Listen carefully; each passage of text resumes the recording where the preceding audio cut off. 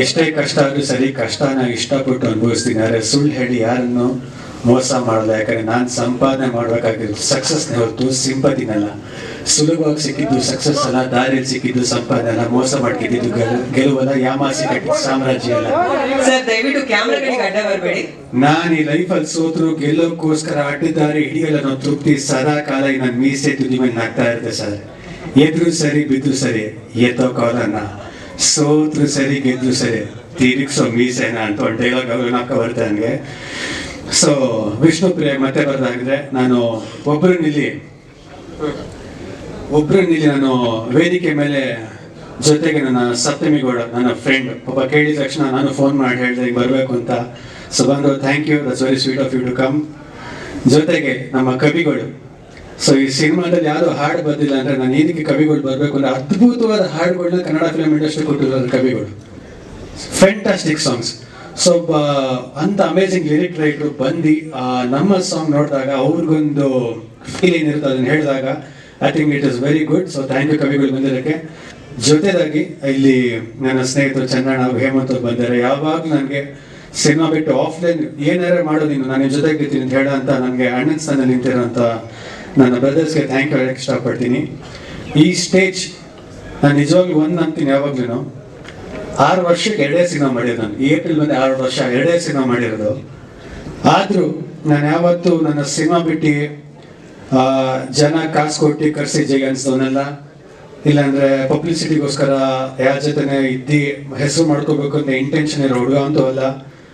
ನಾನು ಯಾರ ಹೋದ್ರು ಅದನ್ನ ನನ್ನ ಮನಸ್ಸಾಕ್ಷಿಗೆ ಹೋಗೋದು, ಅಲ್ಲಿ ರಿಯಲ್ ಆಗಿ ಇರೋದು, ಯಾರನ್ನ ಇಂಪ್ರೆಸ್ ಮಾಡೋಕ್ಕೆ ನಾನು ಬಗ್ಗೋದು ಇಲ್ಲ, ಫೇಕ್ ಆಗಿರೋದು ಇಲ್ಲ. ಯಾಕಂದ್ರೆ ನಾನು ನಂಬೋದು ಒಂದೇ, ನನಗೆ ಗೆಲುವು ಸಿಗೋದು ಸರಸ್ವತಿಯಿಂದ ಒಂದೇ ಅಷ್ಟೇ. ಸರಸ್ವತಿಗೋಸ್ಕರ ನಾನು ಎಷ್ಟಾದ್ರೂ ಬಗ್ಗಕ್ಕೆ ರೆಡಿ ಇದ್ದೀನಿ. ಒಬ್ಬ ಡೈರೆಕ್ಟರ್ಗೋಸ್ಕರ, ಒಬ್ಬ ಟೆಕ್ನಿಷಿಯನ್ಗೋಸ್ಕರ, ಒಬ್ಬ ಕೊರಿಯೋಗ್ರಾಫರ್ಗೋಸ್ಕರ ಅವ್ರು ಏನು ಹೇಳಿದ್ರು ಮಾಡಕ್ಕೆ ರೆಡಿ ಇದೀನಿ. ಅವ್ರಿಗೋಸ್ಕರ ಎಷ್ಟೇ ಆದ್ರೂ ಬಗ್ಗಕ್ಕೆ ರೆಡಿ ಇದೀನಿ. ಅದು ಬಿಟ್ರೆ ಸಿನಿಮಾ ಬಿಟ್ರೆ ಬೇರೆ ಯಾವುದಕ್ಕೂ ನಾನು ಬಗ್ಗಲ್ಲ. ಸೊ ಇಲ್ಲಿ ನನಗೆ ನಿಂತಿರೋ ಪ್ಲಾಟ್ಫಾರ್ಮ್ಗೆ ರಮೇಶ್ ರೆಡ್ಡಿ ಸರ್ಗೆ ನಾನು ನಿಜವಾಗ್ಲೂ ಥ್ಯಾಂಕ್ ಹೇಳಕ್ಕೆ ಇಷ್ಟಪಡ್ತೀನಿ. ಯಾಕಂದ್ರೆ 6 ವರ್ಷ ಇವತ್ತು ಎಲ್ಲೇ ಊರಿಗೆ ಹೋದ್ರು ಪಡ್ಡೆ ಹುಲಿ ಅಂತ ನನ್ನ ಕರೀತಾರೆ. ಆ ಪಡ್ಡೆ ಹುಲಿಯನ್ನ ಪ್ಲಾಟ್ಫಾರ್ಮ್ ಹಾಕೊಟ್ಟಿದ್ದ ಪ್ರೊಡ್ಯೂಸರ್ ನಮ್ಮ ರಮೇಶ್ ರೆಡ್ಡಿ ಅವರು. ಬಹುಶಃ ನನ್ನ ತಂದೆ ನನ್ನ ಫಸ್ಟ್ ಸಿನಿಮಾ ಮಾಡಿದ್ರು, ರಮೇಶ್ ಅಣ್ಣ ಅವರಷ್ಟು ದೊಡ್ಡದಾಗಿ ಆ ಸಿನಿಮಾ ಮಾಡಕ್ ಸಾಧ್ಯತೆ ಅಂತೀನಿ. ಅದು ನಮ್ಮ ತಂದೆಯವರು ಹೇಳ್ತಾರೆ, ನಿಮ್ಮ ಪ್ರೊಡ್ಯೂಸರ್ ಸೂಪರ್ ಅಂತ. ಸೊ ನನಗೆ ನಮ್ಮ ಸೂರಜ್ ಪ್ರೊಡಕ್ಷನ್ ನನ್ನ ಹೋಮ್ ಪ್ರೊಡಕ್ಷನ್ ಇದ್ದಂಗೆ. So thank you, always grateful for that. ಜೊತೆ ಇದಾಗೆ ವಿಷ್ಣುಪ್ರಿಯ ಬಂದ್ರೆ ಪಡ್ಡೆ ಹುಲಿ ಆದ್ಮೇಲೆ ಎಲ್ಲರೂ ಒಂದಷ್ಟು ಜನ ಹೇಳಿದ್ರು ಕಂಟೆಂಟ್ ಓರಿಯೆಂಟೆಡ್ ಸಿನಿಮಾ ಮಾಡಿ, ಯಾಕಂದ್ರೆ ಅವಾಗ ಕನ್ನಡ ಇಂಡಸ್ಟ್ರಿ ಸ್ಟಾರ್ಟ್ ಆಗಿತ್ತು, ಕಂಟೆಂಟ್ ಓರಿಯೆಂಟೆಡ್ ಮಾಡಿ, ರೆಗ್ಯುಲರ್ ಕಮರ್ಷಿಯಲ್ ಬೇಡ ಅಂತ.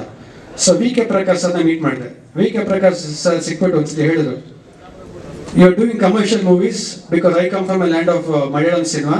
What kind of movies are you making ಅಂದ್ರು. What kind? ಚೆನ್ನಾಗಿದೆ, ಜನ ಚೆನ್ನಾಗಿರೋ ಸಿನಿಮಾ ಮಾಡ್ತಾ ಇದೀನಿ ಅಂತ ಹೇಳ್ತಾರೆ. ಇವ್ರು ನೋಡೋದು ಏನು ಈ ತರ ಹೇಳ್ತಾರೆ. ನಾನು ಅನ್ಕೊಂಡೆ, ಮಾರೆ ಯಾರೇ ನನ್ಗೇನು ಹೇಳಿದ್ರು ನಾನು ಅದನ್ನ ನೆಗೆಟಿವ್ ಆಗಿ ತಗೊಳ್ಳಲ್ಲ. ಚೆನ್ನಾಗಿಲ್ಲ ಅಂದ್ರೆ ಏನಕ್ಕೆ ಚೆನ್ನಾಗಿಲ್ಲ ಅಂತ ಕೇಳ್ತೀನಿ, because I would like to learn, I would like to correct myself. He said ನೀವು ಮಾಡ್ತಾ ಇರೋದು ಆಕ್ಟಿಂಗ್ ಅಲ್ಲ. ಓಕೆ ಸರ್, ನೀವು ಹೇಳಿ ಸರ್ ಏನು ಮಾಡಬೇಕು ಅಂತ ಹೇಳಿದೆ. ಸೊ ಅವ್ರು ವಿಷ್ಣುಪ್ರಿಯ ಅವ್ರ ಒಂದು ಕ್ಯಾರೆಕ್ಟರ್ ಹೇಳಿದ್ರು. ನಾನು ರಿಹರ್ಸಲ್ಸ್ ಮಾಡಲ್ಲ, ಇನ್ ಕ್ಯಾರೆಕ್ಟರ್ ಮಾತ್ರ ಅರ್ಥ ಮಾಡ್ಕೊಂಡು ಒಂದಷ್ಟು ವರ್ಕ್ಶಾಪ್ ಮಾಡಿದೆ ನಾನು ಪ್ರಿಯ ಅವರೆಲ್ಲ. ಸೊ ಅದಷ್ಟು ಪರ್ಫಾರ್ಮ್ ಮಾಡೋ ಮೇಲೆ is A very good director. ಅವರು 2 ಸರಿ ನ್ಯಾಷನಲ್ ಅವಾರ್ಡ್ ಗೆದ್ದಿರೋ ಡೈರೆಕ್ಟರ್. ತುಂಬಾ ಇಂಡಿಯಾದಲ್ಲಿ ಅದ್ಭುತವಾಗಿರೋ ಆಕ್ಟರ್ಸ್, ಕ್ರಿಟಿಕಲಿ ಗೆದ್ದಿರೋ ಆಕ್ಟರ್ಸ್ ಜೊತೆ ಕೆಲಸ ಮಾಡಿದಂಥ ಡೈರೆಕ್ಟರ್. ಸೊ ಜೊತೆ ಮಾಡಿದಾಗ ಪರ್ಫಾರ್ಮೆನ್ಸ್ ಹಿಂಗೆ ಬೇಕು, ಇದೇ ತರ ಬೇಕು ಅಂದಾಗ ಬರೀ ಪರ್ಫಾರ್ಮೆನ್ಸ್ ಮೇಲೆ ಫೋಕಸ್ ಮಾಡಿರೋ ಸಿನಿಮಾ ವಿಷ್ಣುಪ್ರಿಯ. ಒಂದು ಕಂಟೆಂಟ್ ಓರಿಯೆಂಟೆಡ್ ನೈಜ ಘಟನೆಯಿಂದ ನಮ್ಮ ನಿರ್ಮಾಪಕರು ಹೇಳಿದ್ರು ಅದೆಲ್ಲಿ ನನ್ನ ಕಥೆ ತಂದಿರೋದು ಅಂತ. ಸೊ ಆ ಕಥೆಗೆ ಒಂದು ಸಖತ್ ಇಂಟೆನ್ಸ್ ಲವ್ ಸ್ಟೋರಿನೇ ವಿಷ್ಣುಪ್ರಿಯ. ಜೊತೆಗೆ ಪ್ರಿಯ ಅವರು ಮೊದಲನೇದಾಗಿ ಫಸ್ಟ್ ಟೈಮ್ ಕನ್ನಡದಲ್ಲಿ ಆಕ್ಟ್ ಮಾಡಿದ್ದಾರೆ. So welcome to the Kannada film industry Priya. ಈ ಹುಡುಗಿಗೆ ಕನ್ನಡ ಗೊತ್ತಿರಲಿಲ್ಲ, ಬಟ್ ನನಗೆ ಆಕ್ಟರ್ ಯಾವಾಗ ಬಂದಿರುತ್ತೆ ಪ್ರಾಂಪ್ಟ್ ಮಾಡಿದ್ರೆ ಆಗಲ್ಲ. ಆಕ್ಟರ್ ಯಾವಾಗ ಡೈಲಾಗ್ ಕಲ್ತ್ಕೊಂಡ್ಬರ್ಬೇಕು, ನಾನು ಹೆಂಗೆ ಇವ್ರು ಕಲಿತಾರೆ ಅಂತ ಅನ್ಕೊಂಡೆ. But I was really amazed by her work ethic. ಯಾಕಂದ್ರೆ ಪ್ರತಿದಿನ ಕನ್ನಡ ಡೈಲಾಗ್ಸ್ ಇಂಗ್ಲೀಷಲ್ಲಿ ಬರ್ಕೊಂಡು ಹಿಂದಿ ದಿವಸ ಪ್ರಾಕ್ಟೀಸ್ ಮಾಡ್ಕೊಂಡು ಬಂದು ಬೆಳಿಗ್ಗೆ ಪರ್ಫಾರ್ಮ್ ಮಾಡ್ತಾ ಇದ್ದ ಹುಡುಗಿ. So I really congratulate you on that. ಜೊತೆಗೆ ನಮ್ಮ ಟೆಕ್ನಿಷಿಯನ್ ವಿನೋದ್ ಭಾರತಿ ಅವರು DOP ತುಂಬಾ ಅದ್ಭುತವಾಗಿ ತೋರಿಸಿದ್ರು. ಯಾಕಂದ್ರೆ ನನಗೆ ಫಸ್ಟ್ ವಿನೋದ್ ಭಾರತಿ ಅವರು ಅಂದಾಗ ನನಗೆ ಟೆನ್ಷನ್ ಇತ್ತು. ನಾನೊಬ್ಬ ಹೊಸ ಹುಡುಗ, ನನಗೆ ಟೆನ್ಷನ್ ಇತ್ತು. ಯೂಶಲಿ ಟೆನ್ಷನ್ ಇದ್ದೇ ಇರುತ್ತೆ ಆಕ್ಟರ್ಗೆ, ಓಕೆನಾ ಅಂತ. ಸರ್ ಈಗ ನಾನು ಬೇರೆ ತರ ತೋರಿಸ್ತೀನಿ ಅಂತ ಹೇಳಿದ್ರು. ನಾನು ನಿಜವಾಗ್ಲೂ ಸಿನಿಮಾದಲ್ಲಿ ತುಂಬಾ ಮುದ್ದಾಗಿ ನನ್ನ ತೋರಿಸಿದ್ರು. Thank you Vinod sir. ಜೊತೆಗೆ ಗೋಪಿ ಸುಂದರ್ ಅವರು ಅದ್ಭುತವಾಗಿರೋ ಮ್ಯೂಸಿಕ್ ಮಾಡ್ಕೊಟ್ಟಿದ್ದಾರೆ. ಬ್ಯಾಕ್ ಗ್ರೌಂಡ್ ಸ್ಕೋರ್ ಅಂತ ತುಂಬಾ ಚೆನ್ನಾಗಿದೆ, BGM. So thank you for the whole team. ಹಾಗೆ ಜೊತೆಗೆ ನಾನು ನಂಬಿ ಒಂದು ಆಪರ್ಚುನಿಟಿ ಕೊಟ್ಟು ಒಂದು ಸಿನಿಮಾ ಮಾಡಿದ ಪ್ರೊಡ್ಯೂಸರ್ ನಮ್ಮ ಅಪ್ಪ ಕೆ ಮಂಜು ಅವ್ರಿಗೆ ನಾನು ದೇವ್ರನ್ನ ಥ್ಯಾಂಕ್ ಹೇಳಕ್ಕೆ ಇಷ್ಟಪಡ್ತೀನಿ. ಯಾಕಂದ್ರೆ ನಮ್ಮ ಅಪ್ಪ ಆದ್ರೂ ಅವರು ಒಂದು ಸ್ವಲ್ಪ ಸಿನಿಮಾ ವಿಷಯಕ್ಕೆ ಬಂದ್ರೆ ಇಬ್ರು ಕಮರ್ಷಿಯಲ್, ಅವ್ರಿಗೂ ಇಂಟ್ರೆಸ್ಟ್ ಇದ್ರೆ ಮಾತ್ರ ಮಾಡ್ತಾರೆ. ಆಮೇಲೆ working with K Manju sir, ನಾನು ನಮ್ಮ ತಂದೆ ಅಂತ ಹೇಳ್ತಲ್ಲ, he is not a small man, he is a legend. ನಾನು ನಮ್ಗೆ ಏನಕ್ಕೆ ಅಂತ ಹೇಳಿದ್ರೆ ಸ್ಟಾರ್ಟಿಂಗ್ ಅಲ್ಲೆಲ್ಲ ಈಸಿಯಾಗಿ ತಗೋಬಿಡ್ತೀವಿ ನಾವು ಸಿನಿಮಾದಲ್ಲಿ, ಬಂತಪ್ಪ ಸಿಕ್ತಪ್ಪ ಅಂತ. ಒಬ್ಬ ಮನುಷ್ಯ ಆಟೋ ಡ್ರೈವರ್ ಆಗಿ ಬಂದಿದ್ದ ಮನುಷ್ಯ 48 ಸಿನಿಮಾ ಮಾಡಿ ಡಾಕ್ಟರೇಟ್ ತಗೋದ್ರೆ ಸುಲಭ ಅಲ್ಲ. ಸೊ ಕಲಿಯೋದು ಎಷ್ಟೊಂದು ಸಿಗುತ್ತೆ. ಮುಂಚೆ ಅನ್ಕೋತ ಏನಪ್ಪ ಬೈತಾರೆ ಇವರು ಅಂತ. ಯಾರ ಜೊತೆ ಕೆಲಸ ಮಾಡೋದು, ನಮ್ಮ ಬಾಸ್ ವಿಷ್ಣು ಸರ್ ಜೊತೆ ಮಾಡಿದ್ದಾರೆ, ಕಮಲ್ ಹಾಸನ್ ಅವ್ರ ಜೊತೆ ಮಾಡಿದ್ದಾರೆ, ಕನ್ನಡ ಇಂಡಸ್ಟ್ರಿ ತಂದಿದ್ದಾರೆ, ಮಮ್ಮೂಟಿ ಅವ್ರ ಜೊತೆ ಮಾಡಿದ್ದಾರೆ, AR ರೆಹಮಾನ್ ಕರ್ಕೊಂಡ್ ಬಂದಿದ್ದಾರೆ. He is not a small producer, he is a very big producer.